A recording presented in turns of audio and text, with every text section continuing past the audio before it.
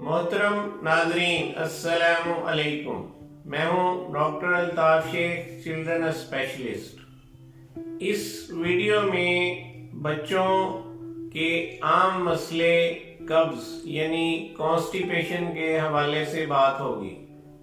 قبض کیا ہے، اس کی علامات، وجوہات اور علاج جاننے کے لیے پوری ویڈیو آخر تک ضرور دیکھیں۔ ناظرین، قبض ایسی حالت کو کہتے ہیں کہ جب بچہ 2 روز تک پخانہ نہ کرے یعنی فضلہ خارج نہ کرے اور فضلہ خشک اور سخت ہو اور اسے خارج کرنے میں بچہ درد محسوس کرے۔ قبض کی علامات میں سخت پخانہ کرنے کے ساتھ ساتھ بچے کے پیٹ میں درد، اپارہ، بھوکا کم لگنا اور متلی کی کیفیت ہونا شامل ہے۔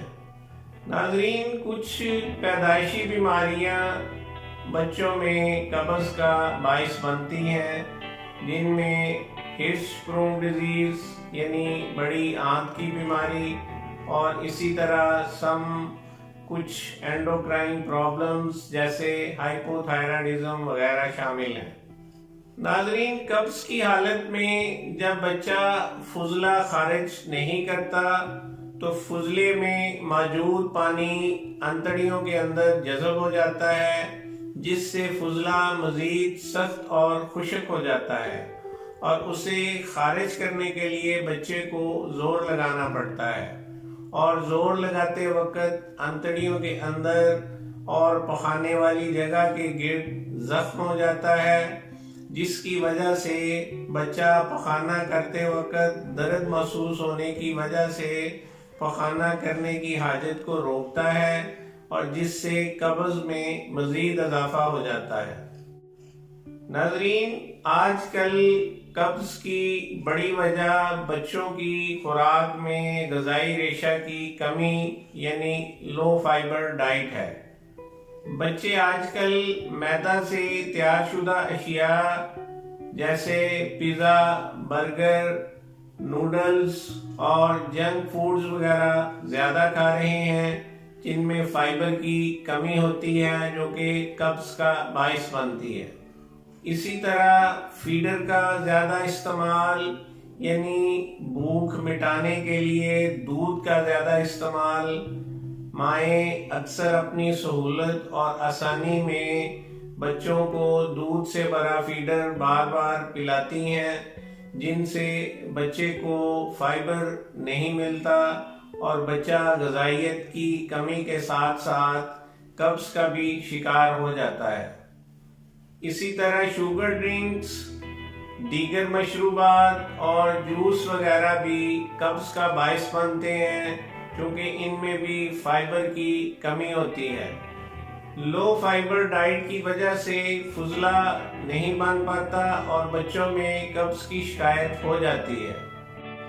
ناظرین، اس کے علاوہ آج کل کمپیوٹر، موبائل اور ٹیلی ویژن کے استعمال کے بڑھتے ہوئے رجحان نے بچوں کی کھیل کود کی سرگرمیوں میں کمی پیدا کر دی ہے، اور یہ جسمانی ورزش اور جسمانی سرگرمی انتڑیوں میں حرکت کا باعث بنتی ہے، اور اس کی نہ ہونے کی وجہ سے لیک آف فزیکل ایکٹیویٹی کی وجہ سے انتڑیوں کی حرکت میں کمی ہو جاتی ہے اور یہ بھی قبض کا باعث بنتا ہے۔ اس کے علاوہ روٹین میں پانی کا کم استعمال بھی قبض کا باعث بنتا ہے، اور اس کے ساتھ ساتھ لیک آف ٹوائلٹ ٹریننگ، بچے کو ہمیشہ کھانے کے بعد 5 سے 10 منٹ تک ٹوائلٹ پر بیٹھنے کی ترغیب دینی چاہیے اور اس کی عادت ڈالنی چاہیے۔ ناظرین، عموماً بچوں کی خوراک میں تبدیلی کے ذریعے بچوں میں قبض کی شکایت اور پریشانی کو دور کیا جا سکتا ہے، یعنی ایسی غذاؤں کا استعمال ہونا چاہیے، بچے کو دینی چاہیے جن میں فائبر موجود ہو۔ اسے ڈائٹری مینجمنٹ بھی کہتے ہیں، یعنی غذائی فائبر سے بھرپور غذاؤں کا استعمال اور ایسی تمام غذاؤں سے پرہیز کی جائے جن میں فائبر کی مقدار کم ہوتی ہے۔ فائبر کے حوالے سے اناج یعنی گندم یا اس سے بنی ہوئی چیزیں، گندم کے آٹے کی روٹی کا استعمال، اور وہ بھی چکی کا آٹا ہونا چاہیے۔ ریفائن آٹے میں بھی فائبر کم ہوتا ہے۔ اس کے علاوہ موسمی پھل، تمام موسمی پھل جیسے خربوزہ، تربوز، گرما، آم سے لے کر سیب، ناشپاتی، کیلا وغیرہ، اور ان تمام پھلوں کو پورا ویسے کھلانا چاہیے، نہ کہ جوس کی شکل میں دینا چاہیے۔ قبض کے علاج میں پھلوں کے ساتھ ساتھ سبزیوں کا استعمال ویسے اور یا چاول میں مختلف سبزیاں ڈال کر یا یخنی میں اور سوپ کی شکل میں مختلف سبزیاں ملا کر بچے کو کھلانی چاہیے۔ سبزیوں میں خاص کر سبز پتے والی سبزیوں میں فائبر کی کافی مقدار موجود ہوتی ہے۔ اسی طرح دودھ کے زیادہ استعمال میں بھی پرہیز کرنی چاہیے اور دودھ کو پلانے کی بجائے کھلانے کی کوشش کرنی چاہیے۔